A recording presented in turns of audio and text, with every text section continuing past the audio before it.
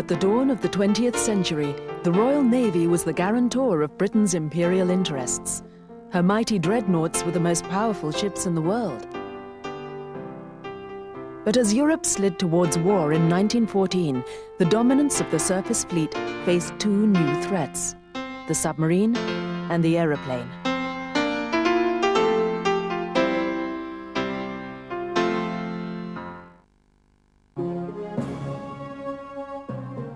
The Admiralty had been quick to grasp the aeroplane's military potential and had formed its own air arm, the RNAS, in 1912.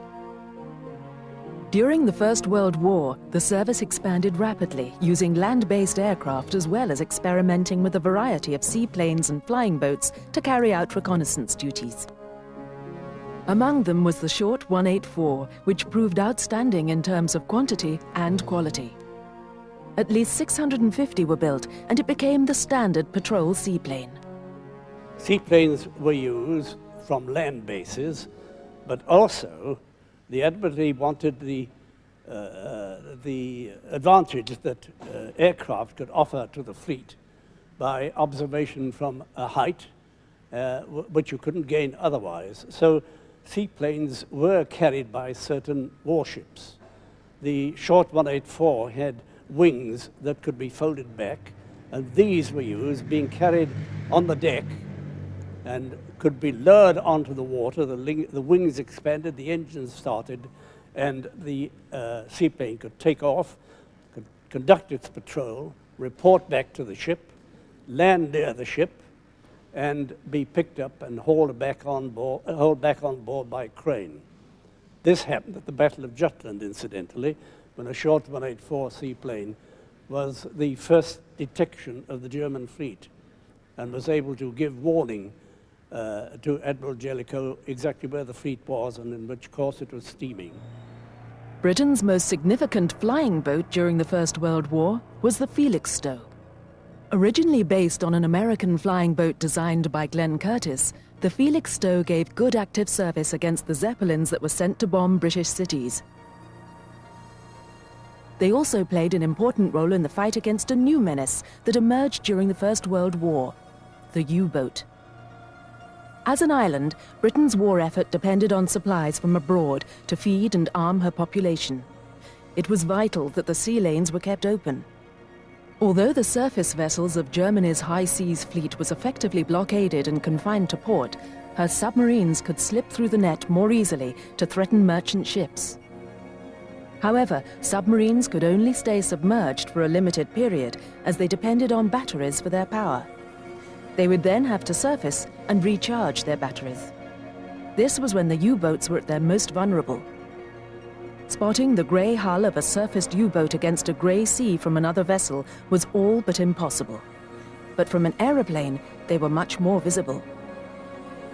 Thus, the two new technologies of the Great War, the submarine and the aeroplane, locked horns in combat almost as soon as they were invented. The outcome was indecisive when the war ended in 1918, but it would only be another 20 or so years before the contest would be resumed. On April 1st, 1918, Britain's Royal Air Force was formed from the amalgamation of the Royal Flying Corps and the Royal Naval Air Service. For the Admiralty, it was a bitter blow. By giving up its air service, the Royal Navy lost at a stroke nearly 3,000 aircraft and 55,000 officers and men. Peace in 1918 was followed by a sharp reduction of Britain's armed forces. The newly formed Royal Air Force almost faced extinction as 3 instead of 2 armed services now fought over ever-diminishing defense budgets. But despite the best attempts of the Army and Admiralty to seize control of its assets, the Royal Air Force survived. In April 1924, the fleet fighter, spotter, reconnaissance and torpedo flights came under the umbrella of the Fleet Air Arm of the Royal Air Force. But when on board ship, these flights were to be operationally controlled by the Admiralty. The defense of Britain's coastal waters remained under RAF control. During the early 1920s, the RAF struggled on with adaptations of aircraft from the First World War. For example, the Bristol F-2 fighter had proved to be a very effective machine in the last 2 years of the war. After the war, Bristol continued to develop the type for use in other roles such as Army cooperation and as a seaplane. Although the Rolls-Royce Falcon was the original engine in the F2, engines such as Hispano-Suizes, Sunbeams, Wolseley and Bentley, among many others, were tried when orders outstripped supply. Incredibly, the Bristol F2 and its derivatives were to stay in RAF service until 1932. Another successful World War I design to provide useful maritime service was the Fairey 3. Indeed, some were still in service in 1941. But the first significant post-war design to enter RAF maritime service was the Supermarine Southampton. Flying boats were on the point of becoming extinct following several expensive failures, and so this elegant machine, ordered straight off the drawing board of R.J. Mitchell, saved the day for the flying boat. The first Southamptons had wooden hulls, and elegant though they undoubtedly were, the wood soaked up some 400 pounds of water. A new Mark II version was designed using a lightweight metal covering called duralumin, which gave a significant increase in performance. The Southampton entered service in 1925 with the RAF's number 480 coastal reconnaissance flight. A wooden contraption to start with, a really old-fashioned, well, not old-fashioned, it was modern, I suppose, when it was built. And then it was produced later on in metal form, and it was used everywhere and did some very long flights overseas, I think, in its time. Again, things have changed. You had to get out on the wing and put a starting handle into a cog, as you did ancient motor cars, and turn it round to start up the engines, then climb back aboard again, and open cockpits too in the Southampton. Yeah, fine, solid aeroplane. Nicknamed Old Faithful by her crews because of her dependability, the Southampton was the start of a golden age for the flying boat. During the years between the two world wars, the RAF found its ethos and guaranteed its survival by patrolling the more inaccessible corners of Britain's enormous empire. Flying boats helped to extend that reach, epitomised in 1927 and 28 by Southamptons of the Far East flight completing a 24,000-mile cruise to Singapore without a hitch. It was one of many fleet exercises and extended cruises which provided much-needed experience of operating from temporary bases. We used to do what we called a med cruise. We used to go out to land at Lisbon, which is a bit hairy, as a matter of fact, because the Tagus seems to run very fast, and the buoys we had to tie up to were large metal ones, not the rather nice rubber ones which we've been used to. And if you had made a mistake on approaching your metal buoy, you could either take your float off or take a wing off or do a lot of damage. Anyway, and from there we used to go down to Gib, I suppose, and then to Malta, and then across probably to Bizerta Lake. They were great fun and very good experience for all the crews, really, because in the case of Bizerta, which is quite a big lake, but absolutely dead calm, and we had a full load of petrol to get back, because we were going to, I think, try to get back to Gib. And the lads just couldn't get off, so we had to stop and all refuel again to fill up the tanks. And I said, look, what I'll do, I'll skimmy around the lake. I'm not going to try and take off. I'm just going to make as many little waves as I can, and you just take off in my that. So I did that, and they in turn took off in what little breaks. But if you can't break a calm sea, it's very difficult to get a flying boat off it. They get stuck. They've got to be broken. There's a suction. Although the Southampton had few crew comforts, it provided the basic pattern and a foundation of hard experience for subsequent RAF flying boats and their crews.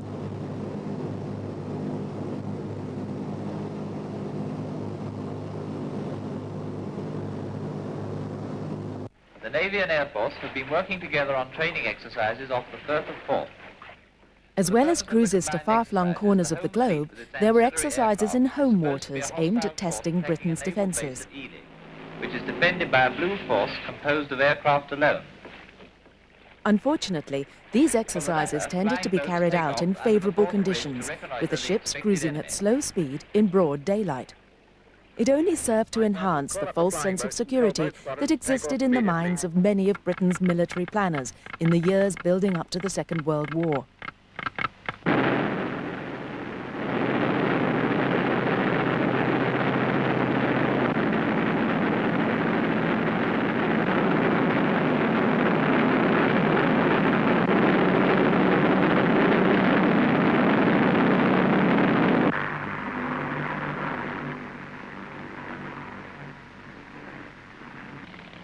Now Hawker Hots are ordered to launch an attack on the located battleships.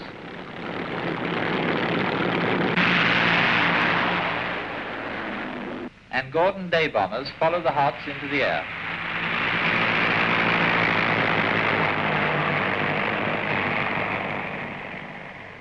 The coast of Scotland seethes with aircraft speeding to repel the friendly foe.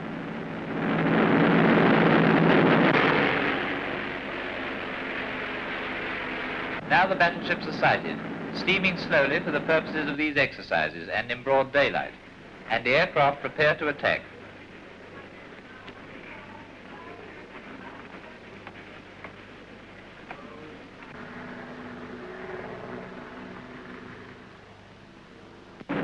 Renowned warspiter Malaya turn out of line to avoid the attack. From 1928, Coastal Area began disbanding its flights and reforming them as squadrons. On January the 1st, 1929, number 480 flight reformed as number 201 Squadron. Flying boats had become enormous as both civilian and military operators recognized that they were the fastest means available of transporting numbers of people and cargo over large distances. By 1929, the flying boat had reached gargantuan proportions, epitomized by the Dornier Do-10. At the same time, the RAF was receiving the mighty Blackburn Iris, which was also the largest aircraft in RAF service. The Mark III entered RAF service in 1930 with number 209 Squadron as a long-range reconnaissance aircraft.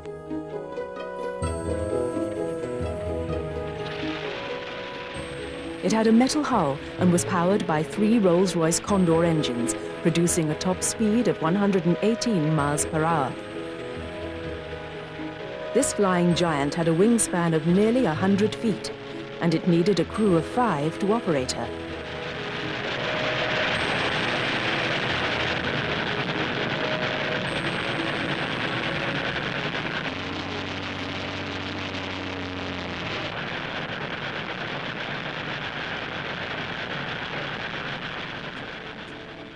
But this period of modest expansion was to be short-lived as world recession loomed.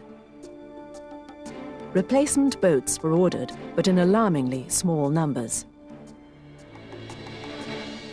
For example, Blackburn developed the Iris and rechristened it the Perth. Again, its role was long-range reconnaissance, but only 3 aircraft entered RAF service in 1934, again with number 209 Squadron. The Perth had 3 Rolls-Royce Buzzard engines, which gave it a top speed of 132 miles per hour.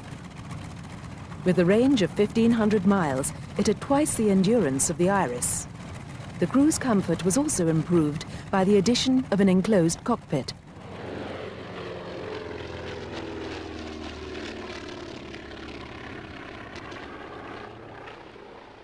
The Perth entered RAF service at the same time as another giant flying boat from Short's Brothers, the Sarafand. It was built in 1932 as a patrol and reconnaissance aircraft. At 33 tons, it must have made a truly spectacular sight as it taxied out from its moorings on the River Medway in Kent, where Short's built many of its flying boats. The Sarafand needed 6 Rolls-Royce Buzzard engines to lift it off the water. The engines were arranged in pairs of tractor and pusher units, producing around 5,500 horsepower. Only one Sarafand was built and operated by the RAF, but her service life was brief, and in 1936 she was scrapped.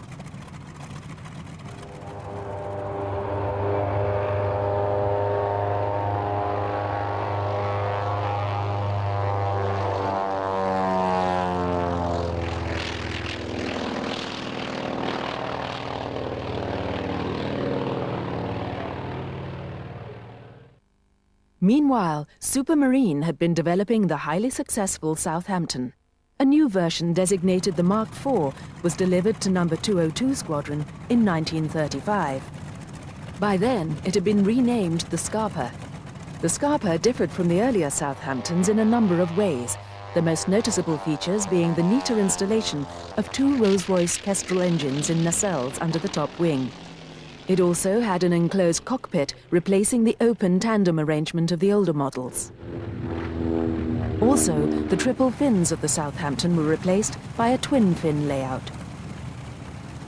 Perhaps less obvious, but no less significant, was the change to an all-metal structure, with fabric used to cover the aerodynamic surfaces. A Mark V Southampton was also proposed, entering service in 1936 as the Stranraer. Although closely related to the Scarpa, the Stranraer was a considerably larger aeroplane. It was powered by two Bristol Pegasus radial engines and introduced a gun turret in the tail. We were designing and building the Stranraer, which was one of the successors to the Southampton series.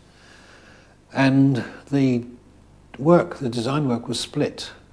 The Supermarine design team designed the hull, and the Weybridge design team designed the wings and engine installation. So, and I mean, all right, the Stranraer flew, and it wasn't a bad aeroplane, but it was far, far overweight. And I think it might well have been that particular experience which decided the Vickers organisation that one team did one thing and one did another, and don't split it up.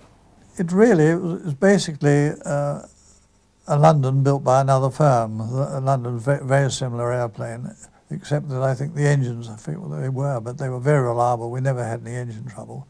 And I wouldn't say that it had anything. We used it for all sorts of important things. And I remember I had one job I was given to me. I was told to go up to Holyhead. I was to pick up an important passenger and take him across to Londonderry, drop him off and come back again. And I discovered I was taking the Secretary of State Frere across to see Lord Longford at Lochern, I think it is. And I know that rather surprised me, because I thought that was a solid internal lake, and I thought we were going to stay there for the weekend. But one of the crew came to me and said, "These reeds round here are growing very fast, aren't they?" And I realised it was tidal, so I had to up anchor and take off and go across to, I think I went across to Stranraer for the weekend. We had moorings. Flying boat people had moorings at Londonderry, Stranraer, Oban, and Queensferry, I think. So, oh, and of course Scilly's. Scilly's a very, very popular place. The same year as the Stranraer entered service saw the first flight of his greatest creation, the Spitfire. Mitchell had learned much about high-speed flight while designing a series of mono-winged float planes in the late 1920s and early 1930s. They were built to compete in the Schneider Trophy, which was one of the blue-ribboned sporting events of the era. The RAF had formed a high-speed flight in order to provide experienced pilots to compete in the competition. In Venice in 1927, Supermarine wiped the board with the stunning S5 powered by a Napier Lion engine. The winning aircraft flew at an average speed of nearly 282 miles per hour. But the pace of development was such that the next two races would see aircraft capable of far greater speeds. Mitchell had been introduced to Rolls-Royce, and together they designed an all-new aircraft in which to compete in the 1929 race to be held at Supermarine's home water at Carlshot, near Southampton. Flying Officer Waghorn won the race in a Supermarine S6, at an average speed of over 328 miles per hour. The dominance of the Supermarine aircraft and their Rolls-Royce engines was such that nobody wanted to challenge the British for the next race, to be held in 1931. But to underline the point, Supermarine, this time backed by a private benefactor, flew the course at Culshot anyway. The average speed was raised to 340 miles per hour, and Britain got to keep the Schneider trophy forever. That same day, September the 13th, Flight Lieutenant Stainforth flew the reserve Supermarine S6B at 379 miles per hour, which was a new absolute world speed record. It also threw the spotlight on the inadequacy of funding by the Air Ministry in aircraft development. For the Supermarine S6B was 150 miles per hour faster than the RAF's latest fighter, the Gloucester Gauntlet, which was entering service at the same time. The S6, which had a different engine, that was a Rolls-Royce engine instead of the Napier engine, and that involved quite different problems in terms of cooling and so on. The S6B, which flew in the 1931 race, was an uprated Rolls-Royce engine and had to have a great deal more cooling and obviously much greater fuel flow and everything else. Mitchell described the S6B as a flying radiator because we had to dissipate so much heat everywhere. In fact, when the thing came down, the pilot, I'm told, had to be very careful getting out of the cockpit not to burn his hands on the oil coolers, because the oil coolers ran right along the side of the fuselage. The achievement of Supermarine and Rolls-Royce might have been meaningless, but for the fact that it cemented a relationship that would prove vital to the nation in the years that followed. It gave us a lot of experience with high-speed flight. That was extremely important. And of course it gave the company a very important image within the industry and internationally. And of course, as you know, we won the 1927 race, the 1929 race, and the 1931 race. I saw the 29 and the 31 races from the middle of the course in the Solent. But it certainly did. It left us with the design and aerodynamic knowledge to go on to high-speed aircraft. And of course, from that, the Spitfire finally evolved. But the government was becoming increasingly alarmed at German rearmament. Following a powerful speech in the House of Commons by Winston Churchill in July 1934, the mood both in Parliament and the country at large began to change, resulting in an increase in defence expenditure. But it would take time for new, faster monoplane designs to appear. In the meantime, the RAF had to continue fulfilling its maritime obligations with biplane designs like the Vickers Vincent, which superseded the venerable Fairey 3D in 1934. It was intended as a general-purpose aircraft, expected to perform a wide variety of roles. As it had a range of over 1,200 miles, it proved very useful in the Middle East, where it remained in service until early 1942.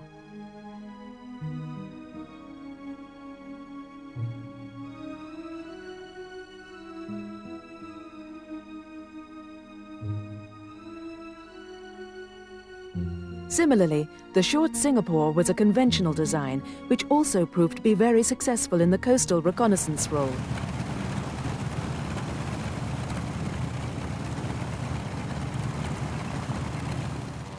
The type began life in 1931 as the Singapore Mark I and was used by Alan Cobham for his 23,000-mile survey flight around the African continent.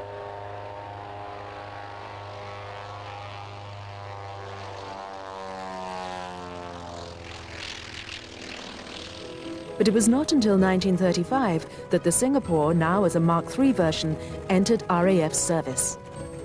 The 4 Rolls-Royce Kestrel engines were arranged in 2 pairs as tractor and pusher units, and produced a top speed of 145 miles per hour, with a range of 1,000 miles. The Singapore provided many thousands of trouble-free flying hours over several seas and oceans until it was retired in mid-1941. Meanwhile, the Royal Air Force provides pictorial news again, and another squadron of Singapore 3 flying boats take off for Singapore, bringing the establishment for the base up to 4 squadrons. The huge 4-engine machines normally carry a crew of 6 and are to be employed on open sea duties. At the same time, Shorts had built a civilian version of the Singapore Mark I, but powered by 3 Bristol Jupiter radial engines. Called the Calcutta, it was the first stressed metal-skinned flying boat to enter service. Shorts was eager to capitalize on this achievement by building a military version, which was renamed the Rangoon. Eventually, 6 were built and delivered to No. 203 Squadron in Basra in 1931. During the 1930s, Shorts experimented with a variety of flying boat designs, not all of which were successful. Built on generous lines, the ship is 63 feet long and stands 20 feet out of the water. The Knuckle Duster, specified in 1931, was an early attempt at a mono-winged flying boat. Intended as a fighter reconnaissance aircraft, the Rolls-Royce Goshawk engines proved too unreliable, and so it remained as a prototype. Our new coast defender is intended for open sea reconnaissance. Rumour here on the Medway credits her with phenomenal speed, but actual figures are a closely guarded Air Ministry secret. She's all metal, well armed, is manned by 5 men and weighs 8.5 tons.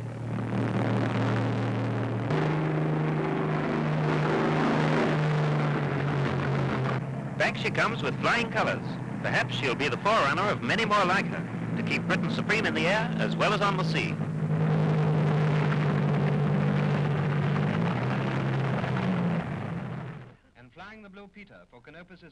Short's next monoplane, however, would prove to be one of the most successful aircraft of the Second World War.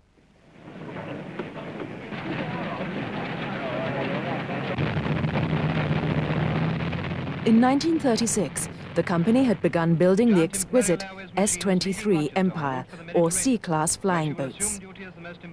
Most of the S-23s were taken into RAF service at the outbreak of war, during which they performed a wide variety of roles, including resupply and medical evacuation. With a beautiful takeoff, she gets into the air. Movie turn aloft in a 150-mile-an-hour plane is soon outdistanced by the amazingly powerful flying boat. But it was with the arrival of the Sunderland into RAF service in 1938 with No. 230 Squadron that the flying boat reached its zenith. Early versions were powered by 4 Bristol Pegasus engines, but the last version, the Mark V, was given 4 Pratt & Whitney twin Wasp radials, which gave it a range of over 2,600 miles and an endurance of over 13 hours. My first feeling was, yes, well, this needs a bit of getting used to. It's quite a heavy aircraft and rolling about, and you know, to manually fly a Sunderland wasn't all that easy. I mean, you had automatic pilot, which of course you used most of the time, good old George, but actually manually handling it after a much lighter aircraft, I think it did come as a bit of a surprise. With the Sunderland, they had gouge-type flaps. Gouge was a chap who really designed the Sunderland. And you set your trim up before takeoff. It was only about 2 degrees nose up on the elevator trim. And it stayed there virtually the whole trip. You didn't touch it. You put 1/3 flap out for takeoff, and when you brought it in, there was no trim change at all. And when you even dropped it into full flaps, there's still no trim change. So it was very stable in that sense.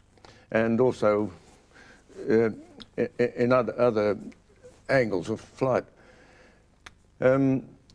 Approach and landings were quite stable. We stuck the 1/3 flap out. We used to do, in daytime, normally did glide landings, and we also had a lot of spark plug trouble, being sort of gummed up with you know, oil and all the rest of it. We didn't realise at the time all right through the war, actually. It wasn't until I got into British Overseas Airways, where we did powered approaches on the flying boats, that I realised what the problem was.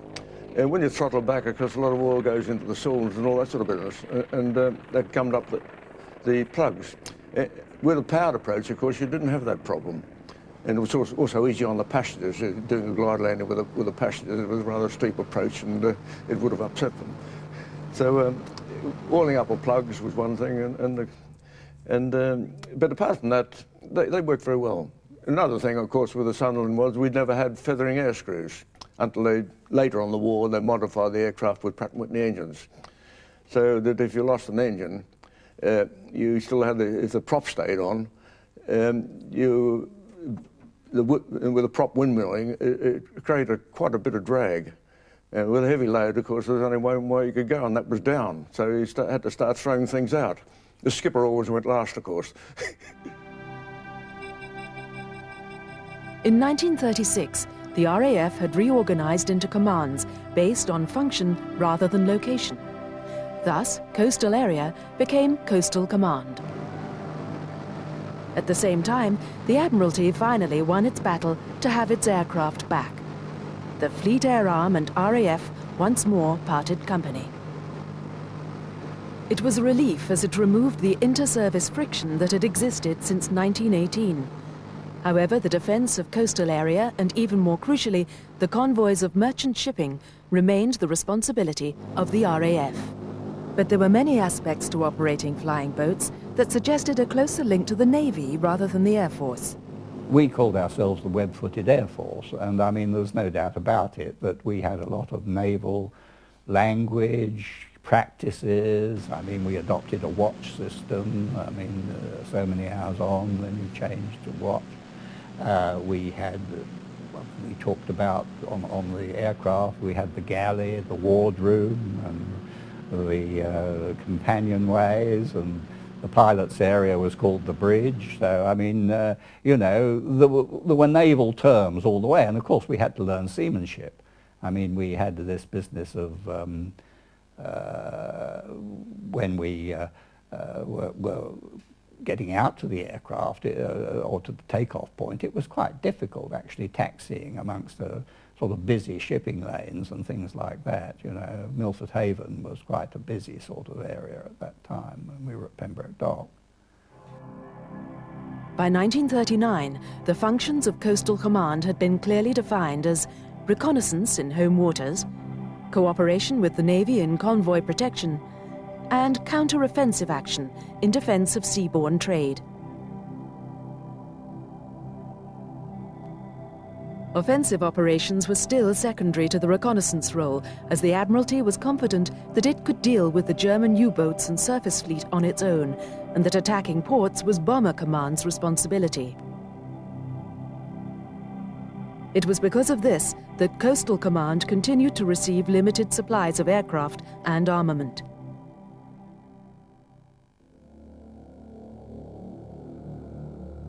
However, the Admiralty's view that the main threat to convoys would come from surface vessels was severely challenged when the SS Athenia, the Royal Oak, and the aircraft carrier Courageous were all sunk within the first few weeks of the war by U-boats, which had slipped out of their ports undetected in the weeks before war was declared. Also, despite retaining a considerable naval force in home waters to counter the threat of the surface raiders, there was a very real possibility that they could slip undetected out into the North Atlantic to operate independently against the convoys. The problem was made worse when France fell in 1940, as the Germans now had access to the French Atlantic ports.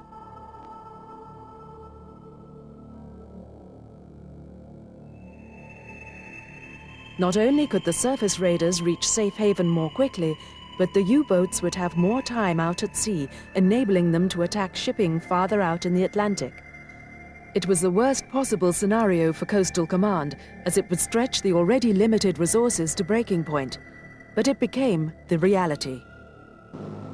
The crews and aircraft of Coastal Command now faced having to patrol even further out into the Atlantic in search of U-boats and the mighty German surface raiders, such as the Bismarck. At stake was Britain's very survival. Without the convoys, the nation would starve.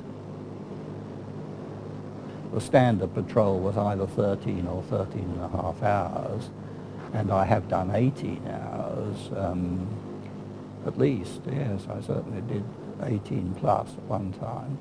But yes, well, but then we had a big crew, you see. I mean, we had 12 on the Sunderland crew when I was there. We had 3 pilots, 1 navigator, 2 flight engineers, well, flight engineer and flight mechanic engines. It was a more lowly bod, but they were 2, I called them 2 engineers. 4 wireless operators, and 2 straight air gunners. The pilots seemed to be a luxury, 3 pilots, but they were supposed to help out with the navigation because they were been trained as navigators as well. But I never knew a self-respecting navigator that would ever let a pilot anywhere near his charts. And so there was always, if you like, a spare pilot, but then you did these watches, so you flew for the first hour per first pilot's seat. Second hour you transferred to the second pilot's seat, keeping a lookout all the time. And then the spare pilot was off. I mean, he might be having a meal down below in the wardroom next door to the galley. They cooked a decent meal for him.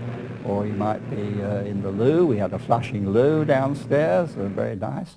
And there were bunks in the wardroom, and you could have a sleep if necessary. And so, you know, we took this watch system. We did have long trips, but we spread the load between the people. The same with the other people, like the wireless operators. They were either, one was on the radio set, one was on the radar, and 2 were probably in the turrets because they were WAP-AGs, air gunners as well. And so they did their turn in the turrets. And the engineers also did their turn in the turrets. And, you know, on the whole, the navigator was the only poor chap who was glued to his charts all the time.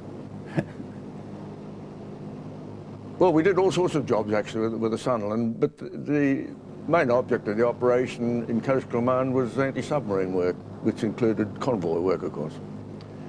And that varied from convoy work, of course, to doing anti-submarine patrols. Later on, before I left to go back to Australia in 1942, we were doing a lot of patrols from Mountbatten and Plymouth in the Bay of Biscay area. Anything from the 100 fathom line to into the 50 miles of Brest and St Nazaire and that part of the world. And because there was a shallow water, reasonably shallow water out to the 100 fathom line, and we cover that area to try and make the submarine stay under the water until they got the 100 fathom lines, and by then they'd used their batteries up and they had to come to the surface anyhow. And you happened to be at that spot at the time, well, there was a chance of getting them. I think it was a game of cat and mouse to some extent between us and the U-boats, because they were wanting to come up when we weren't there and sort of have a reconnoitre, have a look to see what was happening, and also to, as I say, to recharge their batteries. And we, on the other hand, were wanting to be there when they did. And of course, radar came into this a lot because we were able to spot things from a distance and hopefully be in the right position at the right time. Well, in the early part of the war, they're very difficult to see. They're not like later in the war when Donetsk said that they had to stick on the surface and fight it out. Then they started to get the submarines. But halfway through the war, shall I say, they're difficult things to find. You can imagine, in a rough sea in particular, and mostly the Atlantic was, the surface was broken one way or another. And they had a form of detection on the radar. They get a signal from our radar and warning that you're around. And mostly, ones I saw about 8 of them, I suppose, and I got credited with half of one, if you call it. When you spotted them, they're well ahead of you. Well, not ahead of you, but they were normally you spot them out, of course. And they'd obviously seen you, and they were on the way down. By the time you got to the spot, they'd gone. And with a broken sea, of course, no hope of seeing them beneath the surface. Anyhow, the Atlantic's a pretty mucky bit of water anyhow, and even in the best of conditions, the visibility down through the water was practically non-existent. The lack of aircraft was eased a little by the arrival of the consolidated Catalina in RAF service in early 1941. The aircraft had been designed in 1933 to meet the requirement of the US Navy for a long-range flying boat capable of carrying a substantial payload. In July 1939, an example had been flown across the Atlantic for evaluation at the Marine Aircraft Experimental Establishment at Felixstowe, Suffolk. Although the trials ended abruptly with the outbreak of war, there was little doubt that this was an excellent aircraft, and an order for 50 was placed immediately. Over the next 4 years, the RAF would buy 700 Catalinas, helping to make it the most extensively built flying boat in aviation history. The Catalina was a design masterpiece. For example, the parasol wing incorporated internal bracing, so that, with the exception of the 2 small struts between the hull and the wing, it was free of the drag-inducing bracing wires and struts which had limited the performance of earlier types. Another innovation was the use of stabilizing floats that could be retracted during flight to form streamlined wingtips. Power was supplied by 2 Pratt & Whitney twin Wasp radials mounted on the wing's leading edge. With a range of over 2,500 miles, the Catalina was to play a vital role in all theatres of war. The Catalina was a lovely old aeroplane. It was much slower in the sun, and we cruised at 90 knots. Well, the sun was 120 knots. And on the subject of floats, the float section on the Catalina was far more substantial as it retracted, and could take a greater impact. And also, having retractable floats, it had its advantages in taking off, where once you got aileron control, which was about 40, 50 knots, would wind up the floats, so there's less resistance and gave you a little bit more lift on the wings. The United States was also to play a vital role in the training of aircrew, where they could learn to fly in good weather, safe from possible attack by marauding German aircraft.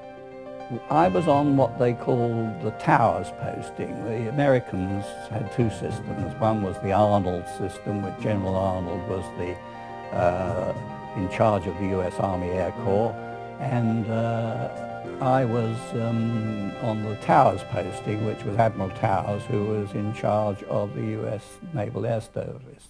And first of all, I went to Grosse Ile, which is on the outskirts of Detroit, and did 3 months there, preliminary.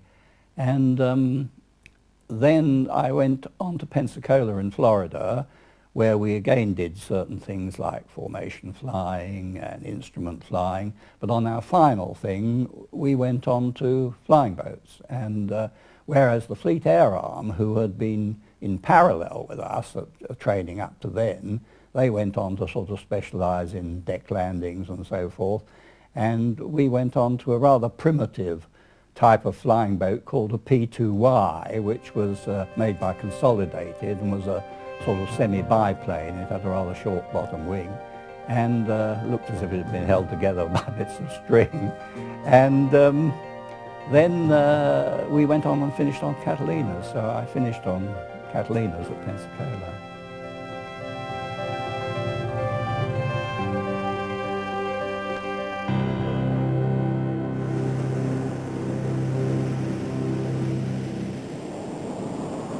As the Battle of the Atlantic raged, Coastal Command was forced to patrol ever greater distances in the quest to provide protection for the convoys. Well, the Navy, I think Coastal Command should have been part of the Navy myself, because we're in close contact with them all the time, and especially on convoy work. And we were, let's say, the same frequencies, but when we were on convoys doing, had 2 sorts of patrols really, there were, well, 3 I suppose.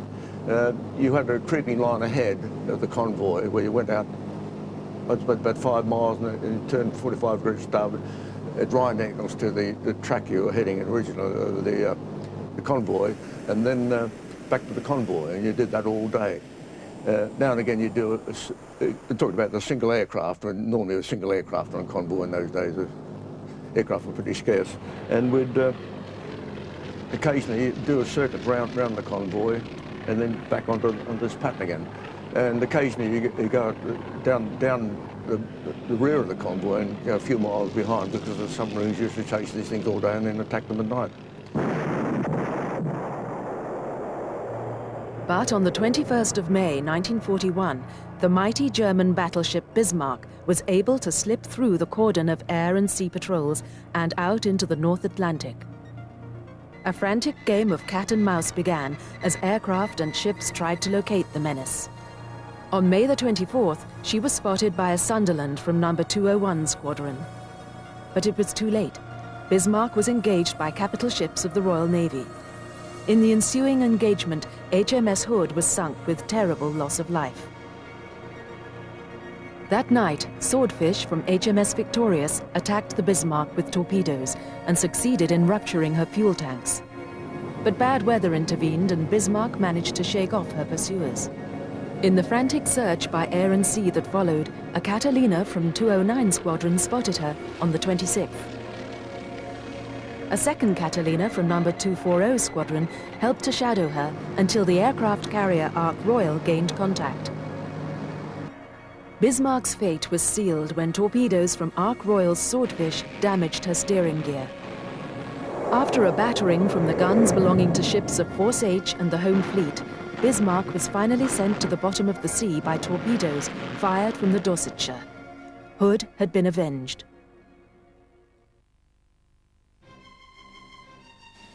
Sunderlands and Catalinas gave the RAF a real advantage in its offensive operations against submarines and surface vessels in all the main theatres of conflict, from the North Atlantic to the Mediterranean to the Pacific. We were bombing the Solomon Islands, Book of Passage, and all these places where the Japs were fighting the Americans, and up as far as Rabaul in New Britain, and down the Lay and various islands around that area where the Japs were. And we used to set off from Cairns in the afternoon and did a 20-hour trip. It was roughly 1,000 miles each way, and nothing much in between.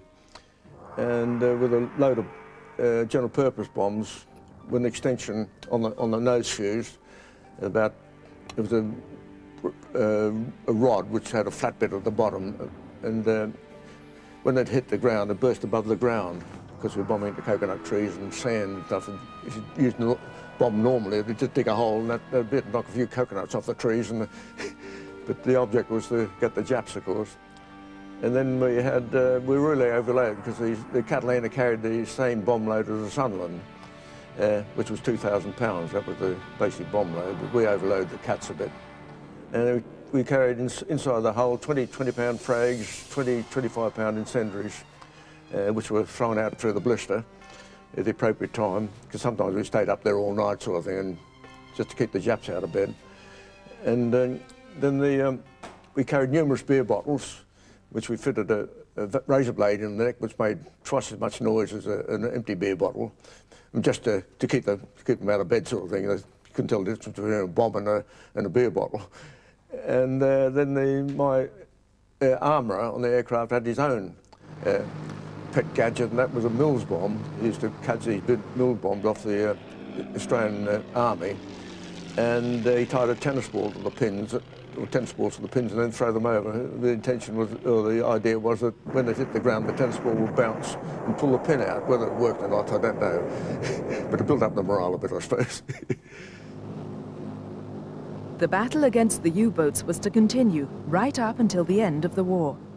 I was flying the aircraft at the time in the first pilot's seat, and the second pilot was in the third pilot was in the second pilot's seat, and I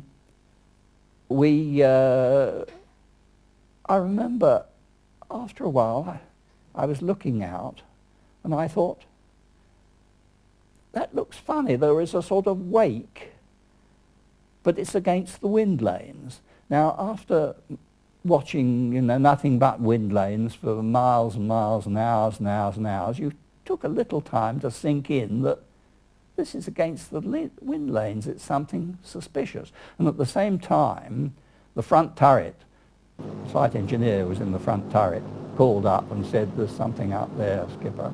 Well, I probably said pilot because I wasn't the skipper. And the third pilot in the second pilot's seat was also looking at the binoculars. And we all said, yes, we better have a look at that. And so what happened was, the skipper being down below, I pressed the buzzer klaxon thing we had, 3 short bursts for S for submarine, you see, ba-da-da, and I increased the revs and ran out the bomb trolleys. We had 3 depths, well, we had 4 actually. We had carried 8 depth charges, and we had 4 under each wing, and they were run out from the centre of the aircraft, the fuselage, under the wings, 4 each side. We only used to use initially 3 and keep 2 in reserve, so the 3 were run out each side, and I started moving into attack. The wake we'd spotted was about 4 miles on the port bow, actually, and by the time we sort of realised what it was, we'd passed it, and so we were making a sweep round to follow it round, and poor old Leslie Bavistow, I say poor old Leslie Bavistow, he'd been on the loo, poor chap. And he heard this buzzer, and he came up, as I say, we called it the companionway. It was a little stairway between the pilot's seats in the front of the aircraft. He came up the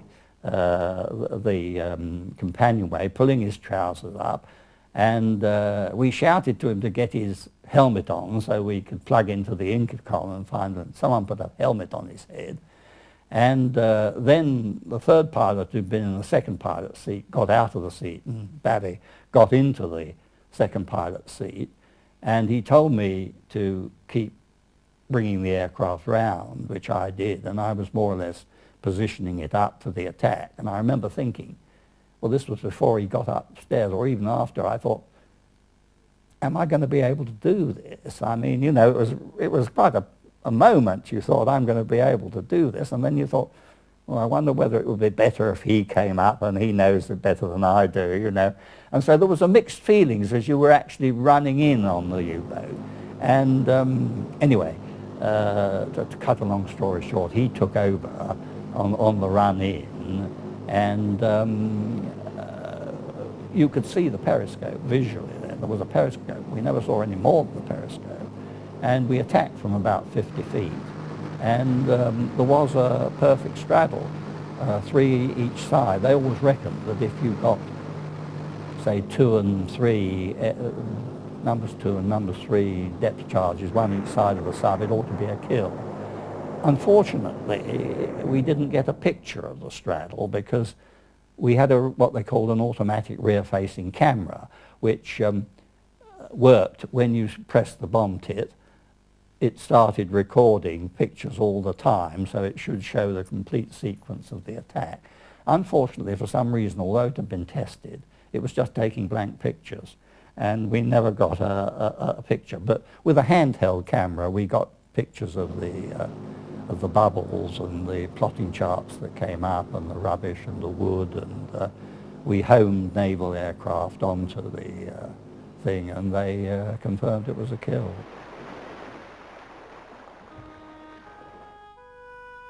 Flying boats also played a vital role in air-sea rescue. It was vital for the morale of the fighter pilots and bomber crews that they knew that every effort would be made to rescue them if they had to ditch in the sea. It's hard to imagine how grim it must have been for a ditched pilot or crew. Cold, wet, possibly wounded. The chances of survival were slim in the cold waters around Britain. Sunderlands and Catalinas played an important part in rescuing air crews. However, it was a small, ugly biplane that began life back in 1921 that was to play a vital role in plucking Allied air crews from the cold grey sea. Called the Walrus, it had been designed originally as a fleet spotter. However, the Shagbat, as it was affectionately known by its crews, carried out a myriad of roles, from bomber to photo reconnaissance from Norway to the Indian Ocean. But it is for its service in air-sea rescue that it is most fondly remembered. The trouble with the Walrus was that it was designed in about 1920, and it would have faded away but for the war.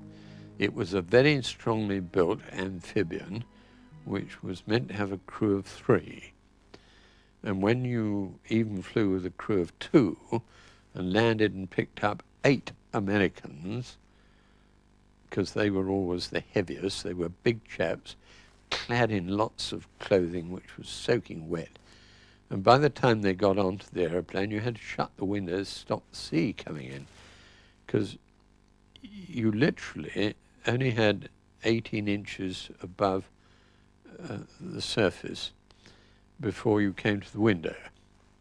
And with all these 10 people on board, I remember trying to take off once like that, and I got as far full throttle for about 10 minutes, and I was doing 4 knots.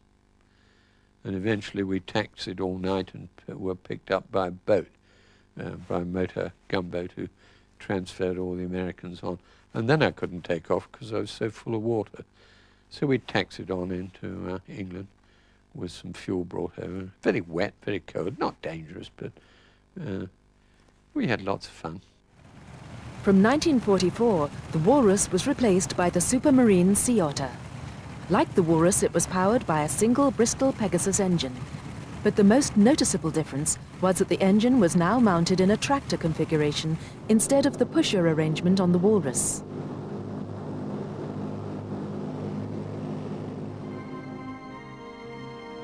In May 1945, Germany surrendered. The war in Europe was over.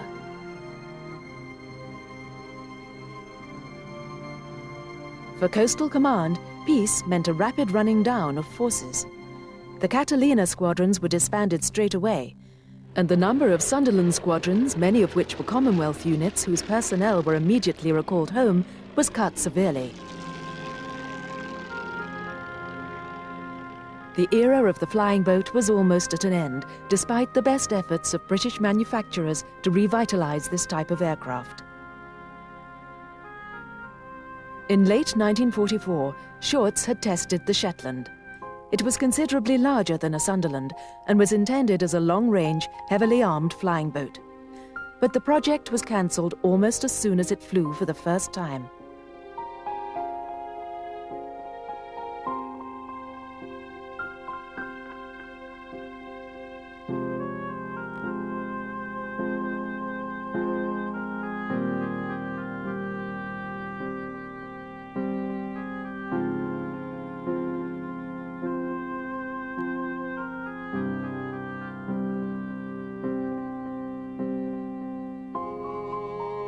In the meantime, the basic Sunderland design was adapted for civilian use. These Solents and Sandringhams, as they were renamed, played an important role in re-establishing the long-distance routes immediately after the war. The biggest flying boat ever to land on London River, this occasion was part of the commemoration of 30 years of British commercial air transport. Taxiing along at low water, the aircraft came up to the Pool of London and passed under Tower Bridge.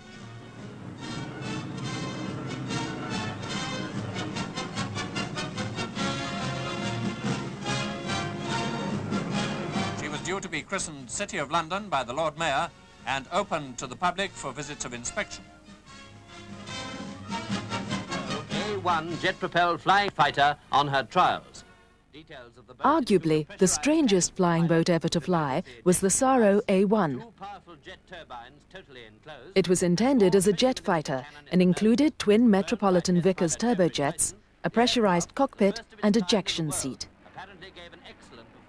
It had excellent performance and speed, but after careful evaluation, service chiefs decided that the future of jet fighters lay with land-based types.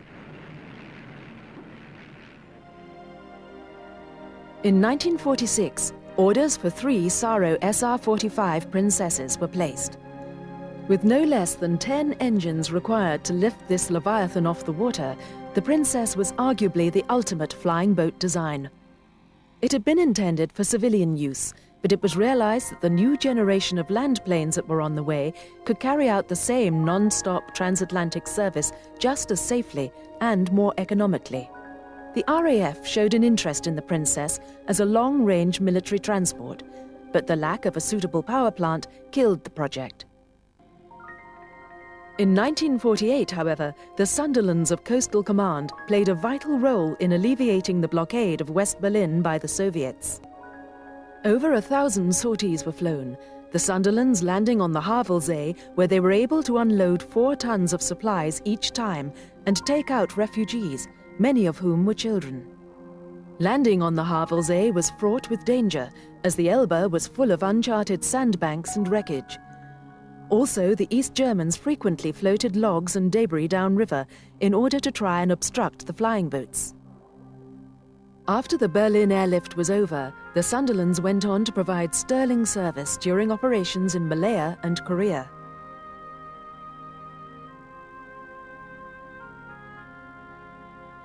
The last flight of a Sunderland in RAF livery was in May 1959.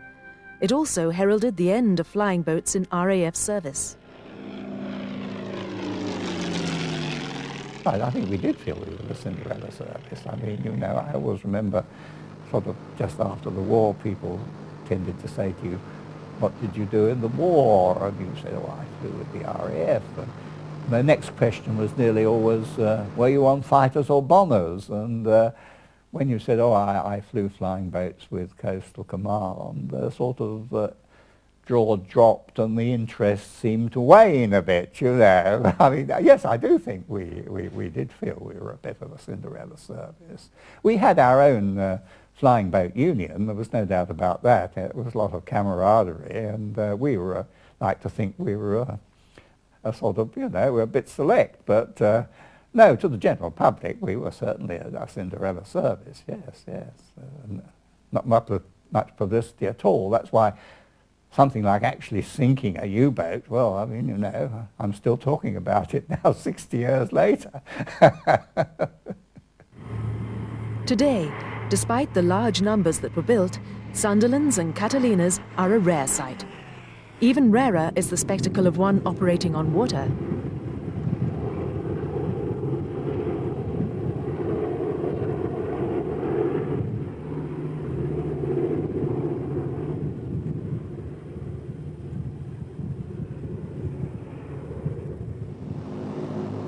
Although there are a few airworthy Catalinas around the world, there is only one Sunderland that has flown in recent years. Today, it resides in the Fantasy of Flight Museum at Polk City, Florida, not far from Orlando.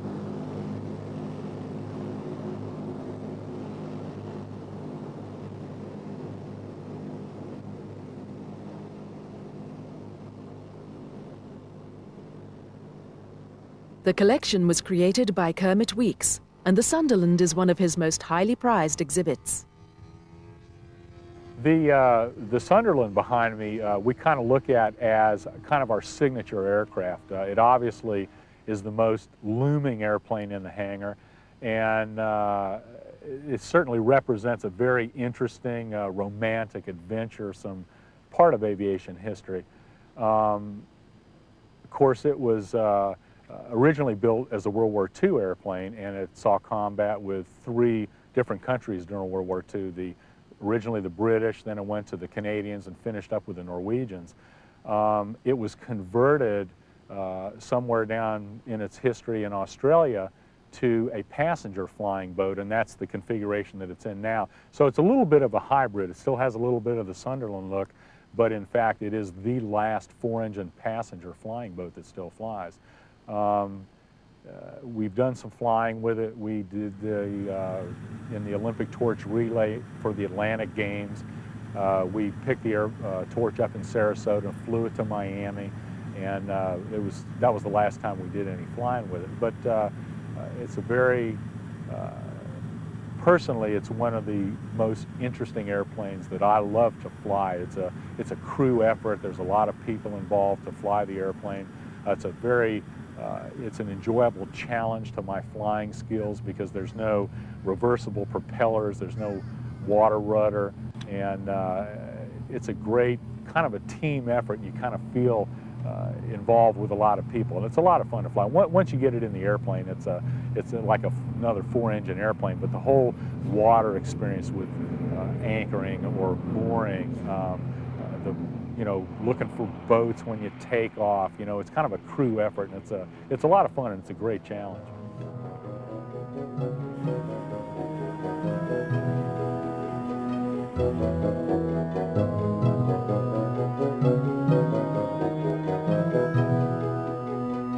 Flying boats were born of a different era when flight was still a novel experience.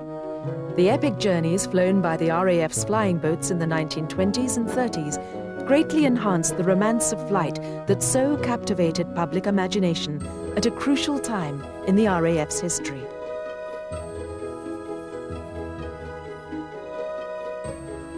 During the darkest days of the Second World War, flying boats flew for hours on end, patrolling the dark wastes of the North Atlantic, Mediterranean and Pacific Oceans, searching out the enemy's submarines that threatened below the surface.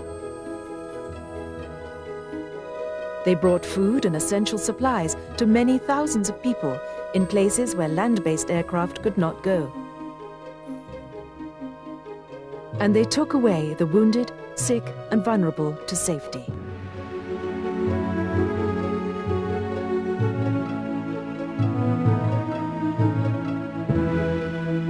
The flying boats may have gone, but there are many who have good reason never to forget them. The marvellous thing was this little hiss that you got. You just touched at the bottom, and if you're making a good landing, you'd hear this psss. And gradually, as you settle north, I think that was a marvellous experience, that hiss that you heard just when you touched the water.